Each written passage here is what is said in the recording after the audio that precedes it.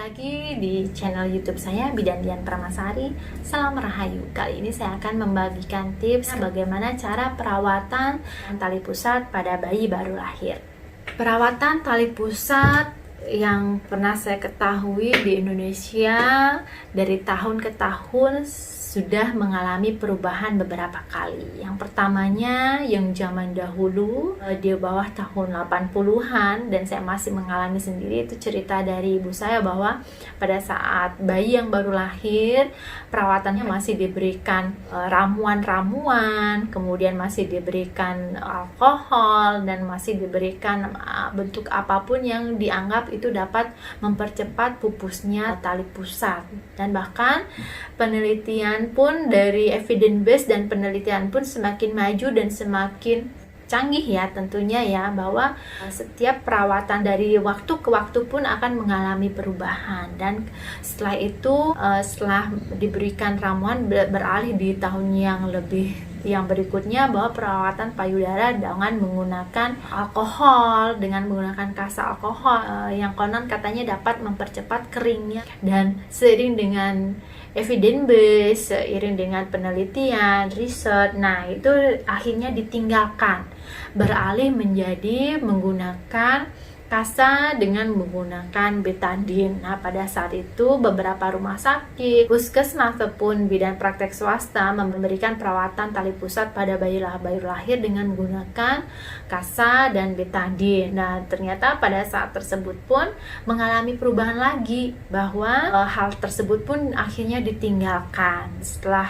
kasa betadine tersebut, sehingga ada pun pembaruan dengan menggunakan kasa saja, diikat di bagian tali pusat bayi, sehingga diharapkan puputnya tali pusat pun dengan cepat dan dengan aman. Tetapi penelitian lagi, riset lagi, dan terakhir didapatkan informasi bahwa pada saat ini perawatan tali pusat tidak perlu diberikan apapun dengan syarat satu, pada saat tali pusat sudah dipotong, dilakukan pembersihan, dilakukan disinfektan, kemudian dirawat dengan tanpa menggunakan apapun. Jadi harus sebelum kita menyentuh, diharapkan untuk menghindari menyentuh bagian tali pusat. Dan bila pun terpaksa kita menyentuh bagian tali pusat, diharapkan dan diwajibkan tangan kita dalam keadaan yang bersih. Jadi cuci tangan sebelum memegang bayi dan setelah memegang bayi.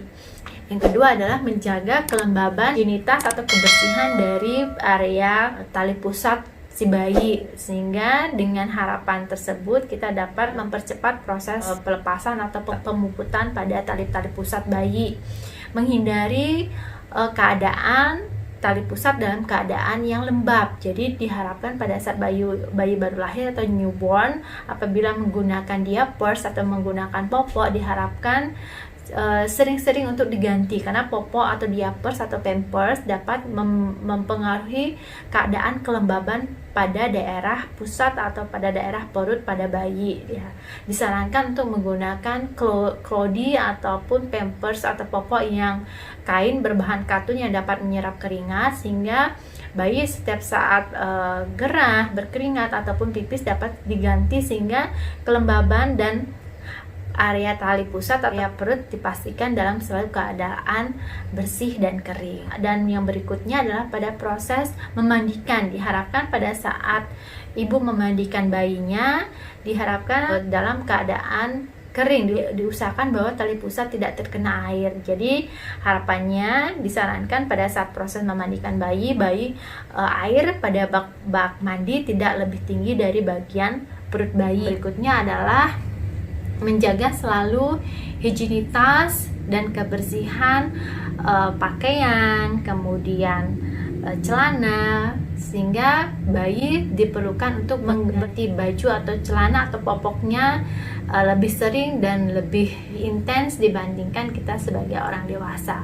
Nah, itu adalah tips bagaimana kita merawat tali pusat yang terkini pada bayi baru lahir. Semoga bermanfaat dan salam Rahayu.